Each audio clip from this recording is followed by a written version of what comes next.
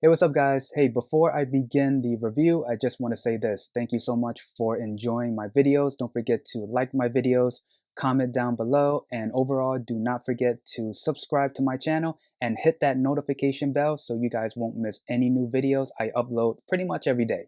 Hey, what's up, guys? Now, for this video, is going to be my impression on the first episode of the new Korean drama, Dr.Brain, which is on Apple TV. I know.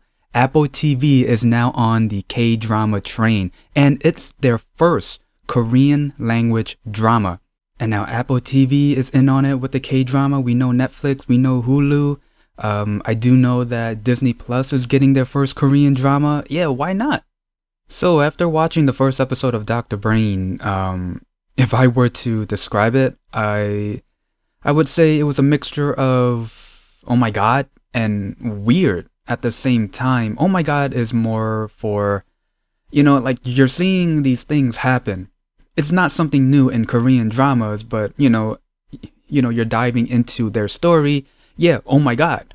But for the weird part, it's not weird as in you want to turn it off because it's nonsense, but it's weird. It's almost like you can't take your eyes off of it.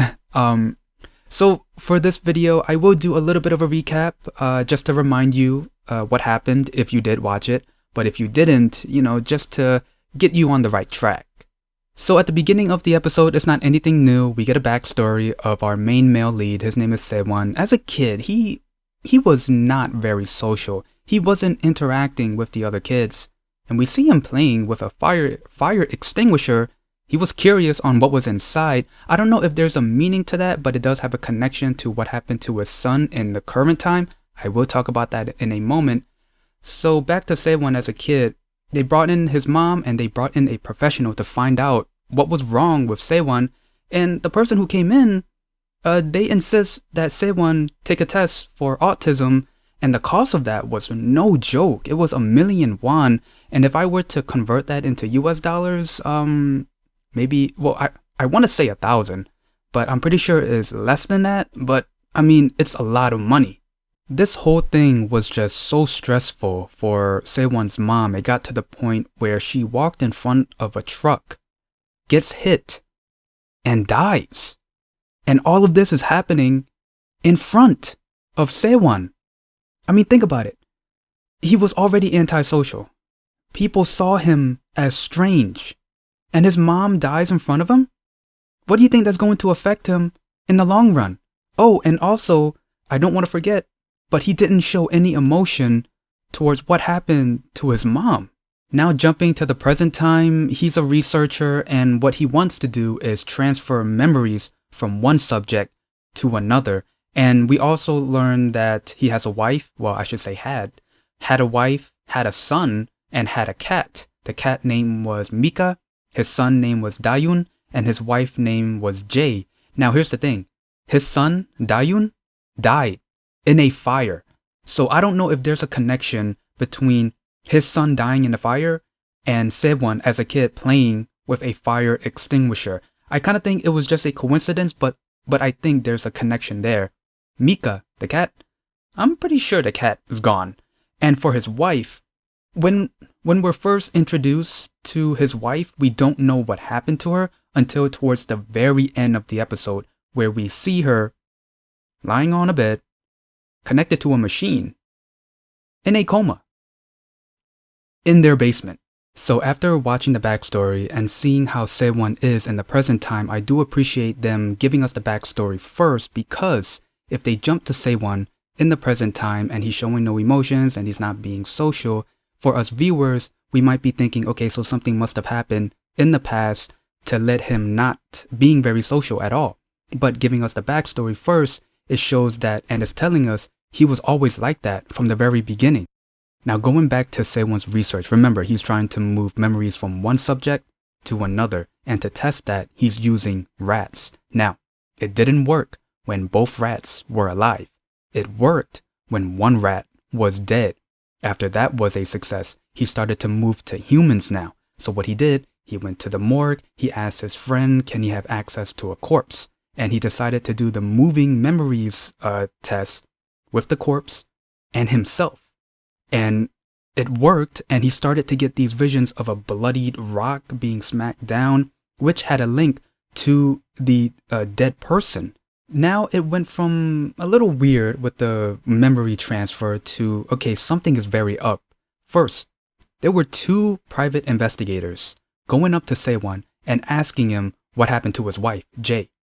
And then asking about Junki. The thing is, we don't know about Junki until later on we find out that Junki died several days before and his body is at the morgue. Now, going to the morgue, SeWon secretly went there and did a memory transfer between himself and Junki. Now, if you thought that was suspicious, it gets weirder after that because SeWon goes through some stuff. So first, he actually invites his teammates out for food. So SeWon is becoming more social. And then someone noticed that he's using his left hand instead of his right because he's a righty. So it looks like that SeWon is, because he's getting the memories of the corpse, he's starting to portray these behaviors from them. Now, I did say it got weirder, but it gets even more weirder than that. So after that, all of the memories that he got from the transfer, it creates these illusions in front of him. And the thing is that he's trying to find out the truth because these illusions and hallucinations, yeah, they're there, but there's a truth behind it. And there was a hallucination of a little girl telling SeWon that his son, Dayun, is alive. And then we skip to the next scene of him going home, going to his basement, and that's where we find his comatose wife. And then right after we see Jae in the basement in a coma lying on a bed, SeWon does do the memory transfer between him and her. Now, this is where a big question mark pops into my head. Remember with the rats? Both rats were alive. The transfer did not work, but it did work when one of them was dead. If Jae is alive and in a coma, they're both alive. So the memory transfer is not going to work. So, yeah. How? I mean, the little girl did tell SeWon that his son is still alive, and he wants to know if Jae knows where he's at. But going back to the memory transfer where one of them has to be dead, it's not going to work. Overall, I thought this was a pretty good first episode, with the mystery, with how SeWon is, with the hallucinations and the illusions, especially that globby glob thing that appeared in front of him. That was weird. Having the two private investigators asking him about his wife and Junki. And even though it was pretty good, not perfect, because yeah, it does jump. Well, I wouldn't jump. It does cross logic, and if you're that type of person, I would recommend throwing away logic and just dive into their story, dive into their world. But they also cross their own logic, because the memory transfer, it works if one subject is alive and the other one is dead. It worked with the rats. It worked with the first corpse, Junki's corpse. Now, towards the end of the episode, where SeWon is trying to do the memory transfer with his wife Jae, if Jae is in a coma, that means she's still alive, which also means that the memory transfer is not going to work, right? They'll probably come up with an explanation, right, in the next episode. If not, then it's all over the place.